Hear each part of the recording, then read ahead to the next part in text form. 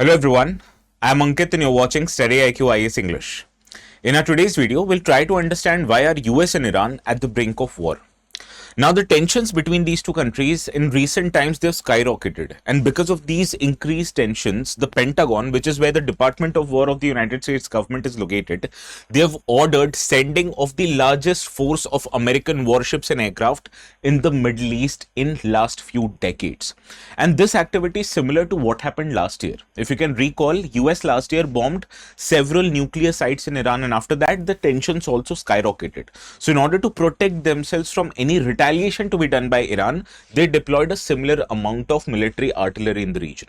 So we'll understand in our today's video why the deployment has increased, what kind of deployments have increased, and more importantly, what is the core reason behind this absolute war which is about to happen between these countries. And before we end our today's discussion, we will also understand how such kind of a conflict which happens in a geopolitical sensitive region like Middle East would impact our country, that is India.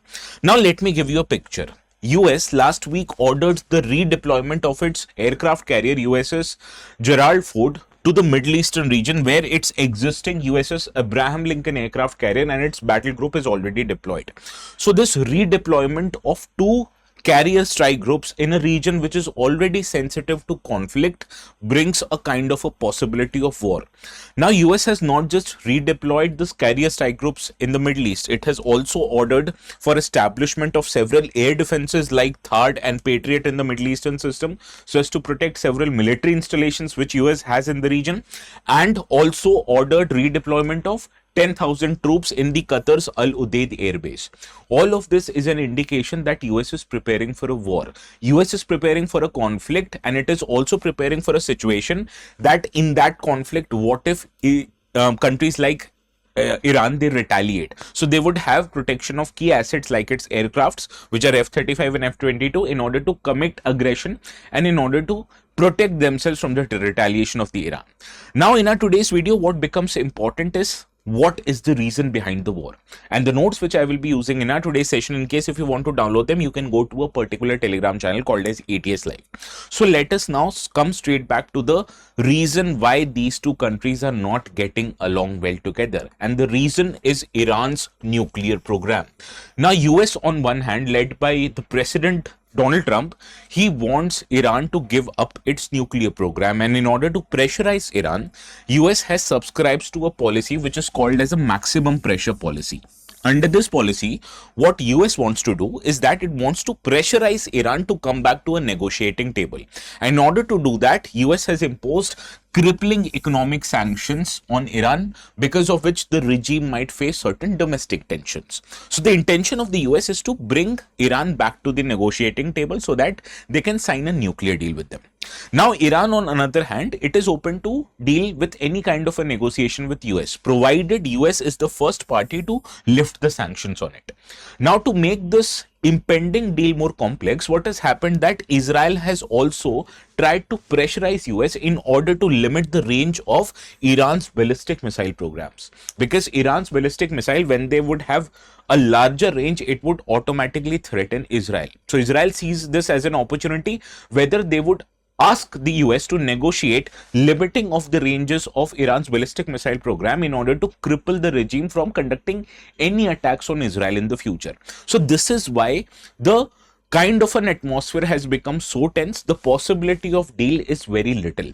Now things were not so bad back in the year 2015. If you can recall, in 2015, Iran agreed to sign a long-term nuclear deal with a kind of countries called as P5+1. P5 means the 5 permanent members of United Nations Security Council and one another member, that is Germany. So with these countries, Iran signed a nuclear program which was formerly known as the Joint Comprehensive Plan of Action, and under this nuclear program which the Iran agreed to sign, it agreed to limit its sensitive nuclear activities in return for allowing the inspection to be done by international inspectors of the International Atomic Energy Agency.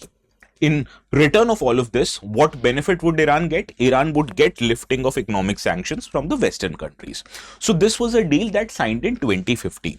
Now what happened in this deal? Tehran, it agreed to limit the stockpiles of enriched uranium that it would keep a stockpile of only 300 kgs of enriched uranium. And how much enrichment of uranium will Iran do? It will be worth 3.67%.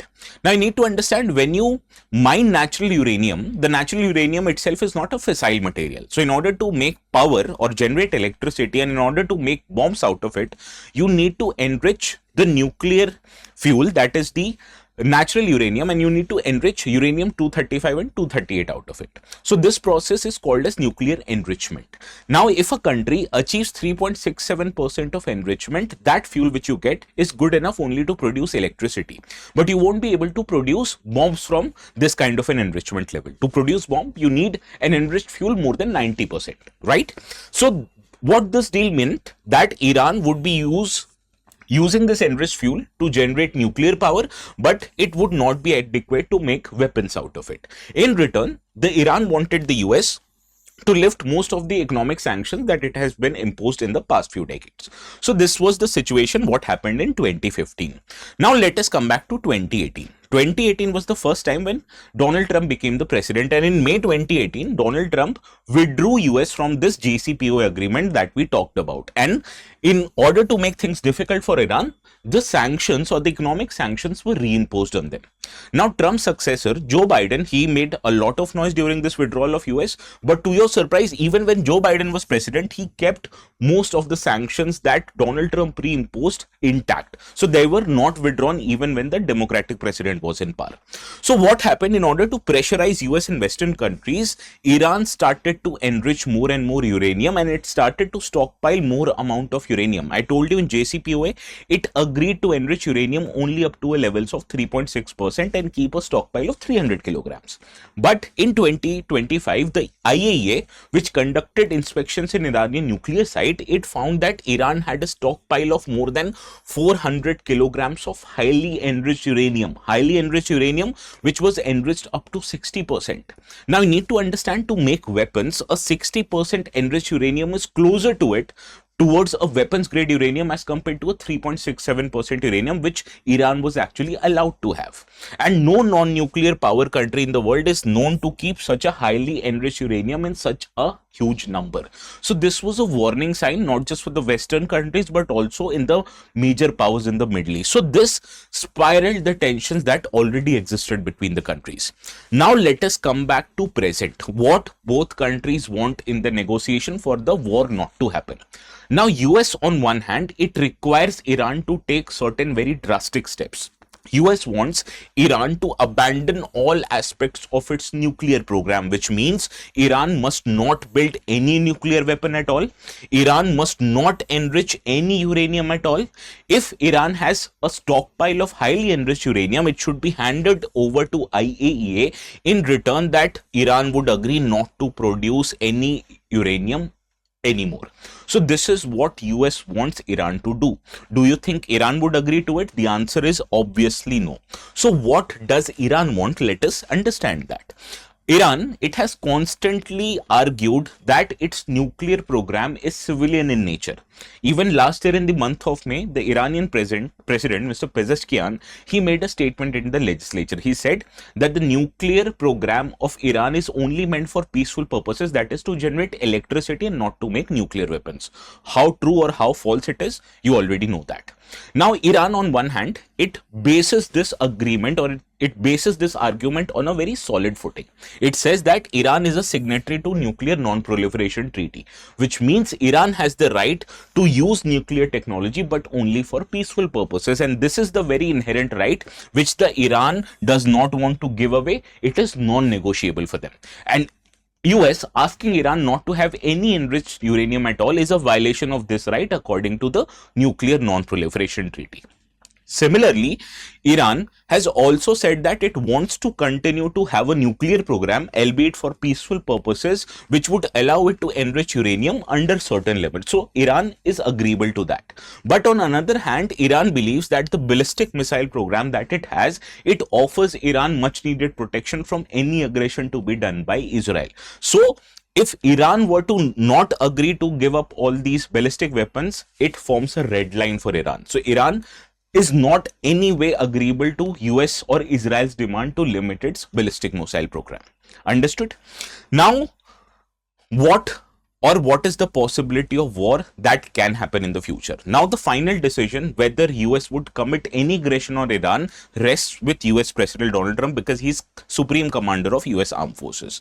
Now, the present buildup that I told you, it suggests that an array of possible Iranian targets may be targeted by US, particularly the headquarters of Iran's IRGC, that is Iranian Revolutionary Guard Corps.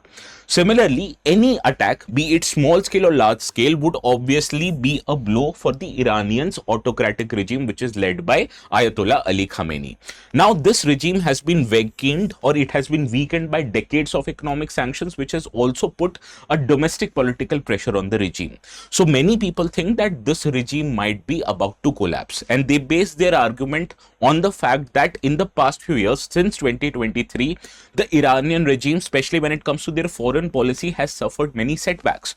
If you can recall, after the attack done by Hamas on Israel, Israel retaliated back strongly by targeting not just Hamas, but other Iranian proxies in the region like Hezbollah and Houthis. And this has given a big setback to the Iranian autocratic regime, especially the image of Iranian autocratic regime has suffered. So many people estimate that this regime is about to be collapsed, which can be speeded by US's military action. But you also need to understand that this regime is also known for its resilience. This regime has survived despite being clearly economically and militarily weak. And the reasons behind this are many. First of all, if you can realize, there were many protests that happened inside Iranian territory. Despite that, the government was able to storm down on protest using its international strength, using its proxy organizations, and using the internal strength of the institutions that they've created since the Iranian Revolution of 1979. Also, you need to understand, for the regime to collapse, there needs to be a sustained and a very reliable opposition. But as far as opposition is concerned, it is neither sustained nor an organized opposition in Iran. So the possibility of regime change appears to be thin, although the possibility of attack is very high. Now, what you need to understand, any attack or any conflict in the region between Iran, Israel, or even United States for that matter, would obviously lead to disruption of traffic in this particular region of the globe that is called as Strait of Hormuz. Now, Strait of Hormuz is very important for global trade, especially for global oil trade. Let us talk about why it is important for India.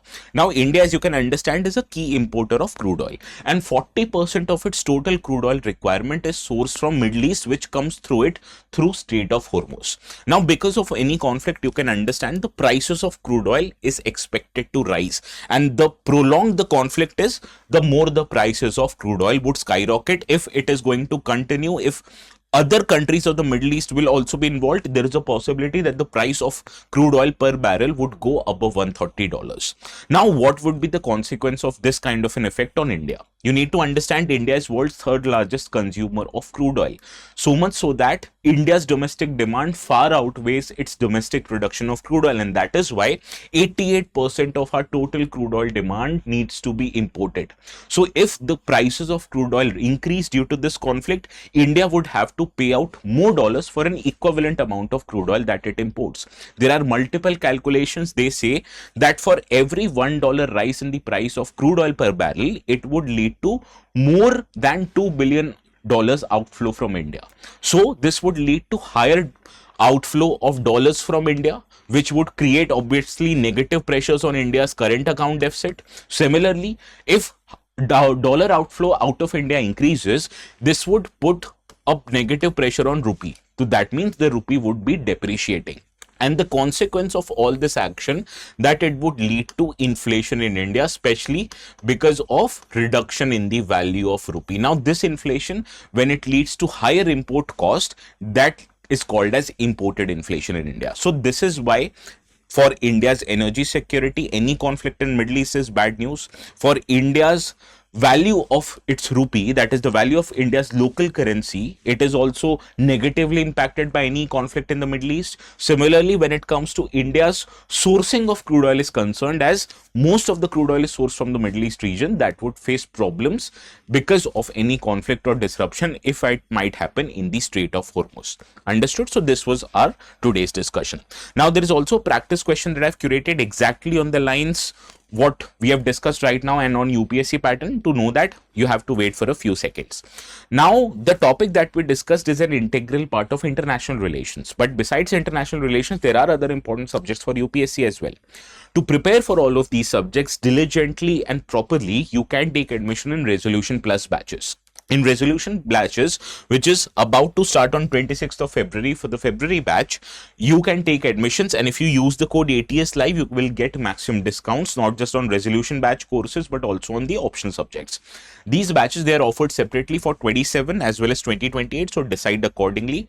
Please remember, if you have to learn to thrive, you have to get maximum discounts, you have to use the code ATS Live.